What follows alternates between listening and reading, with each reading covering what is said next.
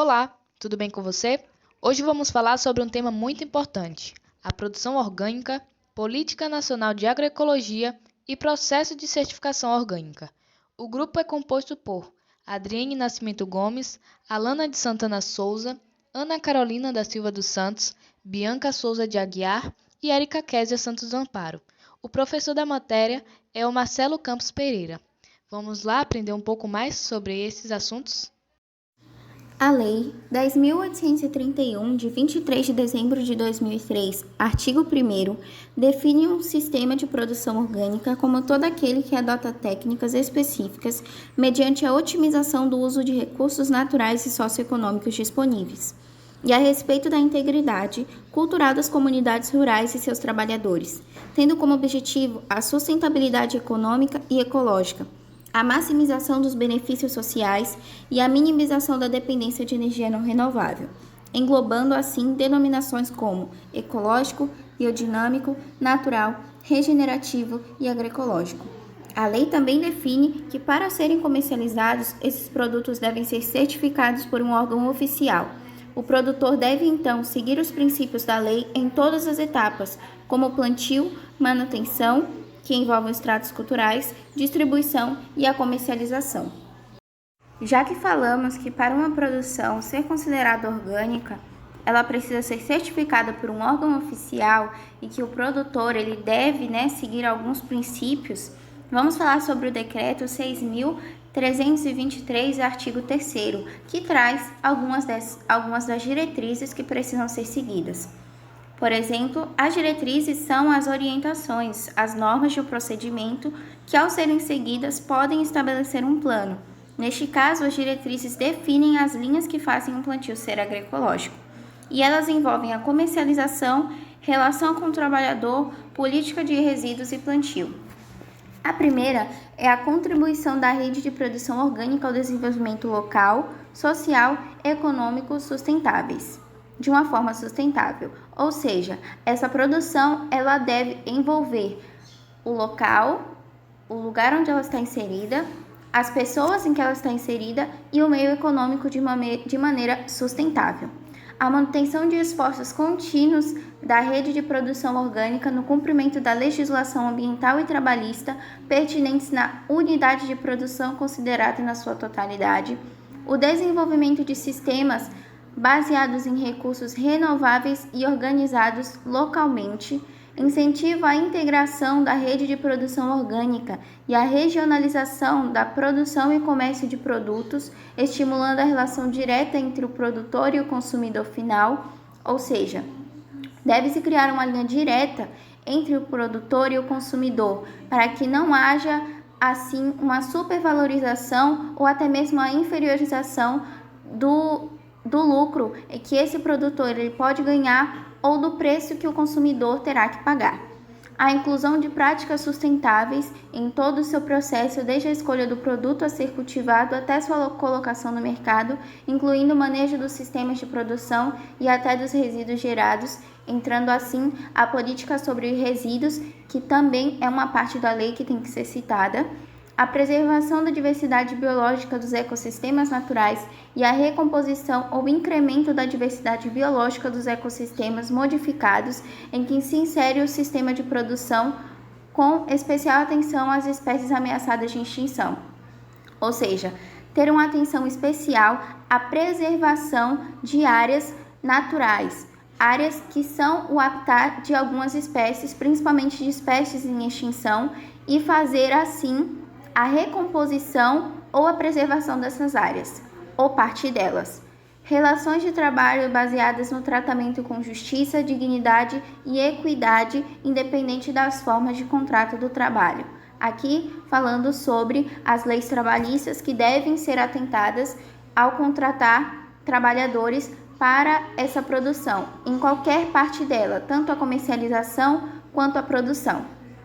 O consumo responsável, comércio justo e solidário baseados em procedimentos éticos, oferta de produtos saudáveis, isentos de contaminantes, oriundos do emprego intencional de produtos e processos que possam gerá-los e ponham em risco o meio ambiente e a saúde do produtor, do trabalhador ou do consumidor. Ou seja, na produção de produtos orgânicos, não deve se fazer uso de insumos químicos que podem, prejudicar tanto o produto quanto quem o aplica, no caso o trabalhador e o consumidor. O uso, de boas práticas de manuseio e processamento com o propósito de manter a integridade orgânica e as qualidades vitais do produto em todas as etapas, ou seja, o cuidado, com o produto, tanto no transporte, na colheita, a adoção de práticas na utilidade de produção que contemplem o uso saudável do solo, da água e do ar, de modo a reduzir ao mínimo todas as formas de contaminação e desperdícios desses elementos, ou seja, que é preciso fazer um planejamento dessa cultura, dessa produção, para que não se desperdice e não contamine, tanto o produto final quanto os meios que vão se usar. A utilização de práticas de manejo produtivo que preservem as condições de bem-estar dos animais, incremento dos meios necessários ao desenvolvimento e equilíbrio da atividade biológica do solo, ou seja, o uso de adubos, emprego de produtos e processos que mantenham ou incrementem a fertilidade do solo em longo prazo, reciclagem de resíduos de origem orgânica, reduzindo o mínimo emprego de recursos não renováveis, e a conversão progressiva de toda a unidade de produção para o sistema orgânico. Essas são algumas das diretrizes, algumas das normas que o produtor deve seguir para que a sua produção seja estabelecida como orgânica. Conversão para o sistema orgânico. Fazer a transição do sistema convencional para o orgânico requer um bom planejamento, no qual deve estar presente o plano de manejo orgânico, tempo para a conversão, registro de manejo, aspectos que devem ser levados em consideração para a produção orgânica e a certificação. O plano de manejo orgânico é o principal meio para a execução das atividades da produção orgânica de forma adequada, pois o mesmo possibilita o controle e a melhoria das atividades do sistema produtivo. Através do planejo de manejo orgânico, é possível realizar o controle de custos de produção, acompanhar a evolução do sistema produtivo e identificar possíveis melhorias. O período de convenção é o tempo mínimo necessário para que a produção seja considerada orgânica. Entretanto, depende principalmente das culturas que estão sendo cultivadas na propriedade. É necessário o mínimo de 12 meses de manejo orgânico para culturas anuais, para que a produção do ciclo subsequente seja considerada orgânica. O mínimo de 12 meses de manejo orgânico, no caso de pastagens perenes, e o mínimo de 18 meses de manejo orgânico para as culturas perenes, para que a próxima safra seja considerada orgânica. Registro de manejo no caderno de campo. Para um acompanhamento adequado do processo de convenção, é fundamental ter o controle das atividades de produção. Para tanto, o caderno de campo é a ferramenta utilizada para realizar a gestão da sua propriedade, desde o apontamento de manejos até o controle de insumos e custos. O intuito é garantir ao cliente que a propriedade está utilizando apenas insumos liberados para a produção orgânica. Após o período de convenção, é necessário ter o histórico de todo o processo para assegurar a confiabilidade do produto. Principais aspectos que devem ser levados em consideração. A etapa de planejamento é essencial para que a conversão do sistema convencional para o orgânico ocorra de forma gradual e eficiente. Por isso, é necessário ter atenção em 5 aspectos. Primeiro, análise técnica e econômica, que tem como objetivo determinar as principais não conformidades à propriedade e avaliar os canais de comercialização. Segundo, plano de ação. Para que as mudanças ocorram de forma gradual, é essencial realizar um planejamento dos próximos passos. Terceiro, técnica e treinamento, o qual engloba o planejamento para equilibrar o sistema e o aprendizado dos conceitos e técnicas de manejos utilizadas na produção orgânica por parte dos agricultores e funcionários. Quarto, instruções normativas. Para que o produto possa receber o selo orgânico de qualidade, deve atender às legislações vigentes. Quinto e último aspecto, acompanhamento de profissional capacitado. O objetivo do acompanhamento é auxiliar o agricultor e sua família a atingir as metas propostas. Certificação. Passadas as etapas de planejo e conversão, certificar a empresa é essencial para garantir ao consumidor que o produto é de fato orgânico e conquistar uma posição de destaque no mercado. Decreto número 7.794, de 20 de agosto de 2012, instituiu a Política Nacional de Agroecologia e Produção Orgânica. Teve como objetivo integrar, articular e adequar políticas, programas e ações indutoras da transição agroecológica e da produção orgânica e de base agroecológica. Com isso, a agroecologia e a produção orgânica começaram a fazer parte oficialmente do projeto de desenvolvimento do Estado brasileiro, passando a conviver em paralelo com as políticas de agricultura convencional.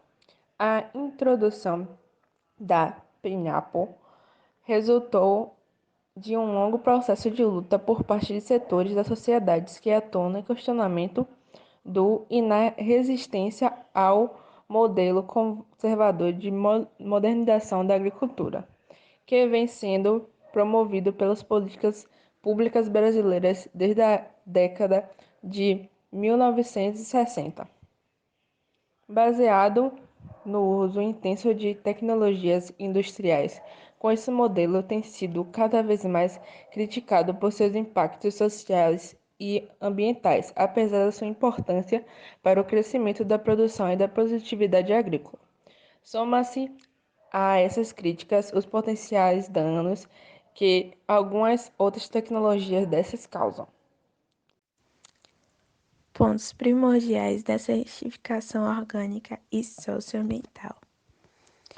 A certificação socioambiental é um instrumento econômico válido e viável para diferenciar produtos e produtores de acordo com certos valores e critérios, obtendo preços adequados junto aos consumidores mais exigentes, tanto no país como no exterior. A certificação socioambiental surgiu com o objetivo de ser um dos mecanismos de promoção e incentivo às mudanças de qualidade na agricultura em direção à sustentabilidade.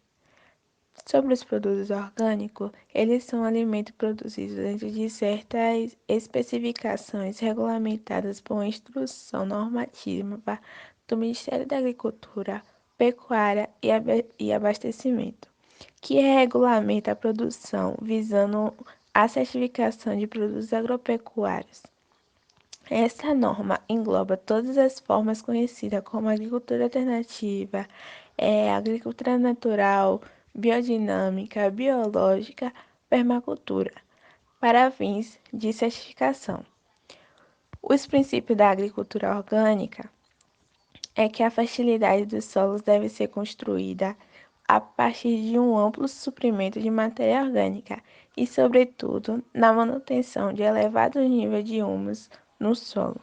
A base científica dessa corrente se assenta na seguinte prática: a rotação de cultura, a fertilização do solo, o manejo e a produção animal faz parte desse sistema produtivo também. O princípio da visão sistêmica da agricultura, conhecido também como holismo, é que a propriedade agrícola deve ser considerada em toda a sua dimensão produtiva, ecológica, social, econômica e cultural. Existe hoje uma apropriação do termo agricultura orgânica como uma cadeia produtiva na mesma lógica da agricultura convencional, considerando apenas um nicho de mercado, em que ocorre apenas substituição de insumos químicos por orgânico, deixando de ter essa visão holística e da inclusão do homem nesse contexto. Mas como é que se faz a certificação?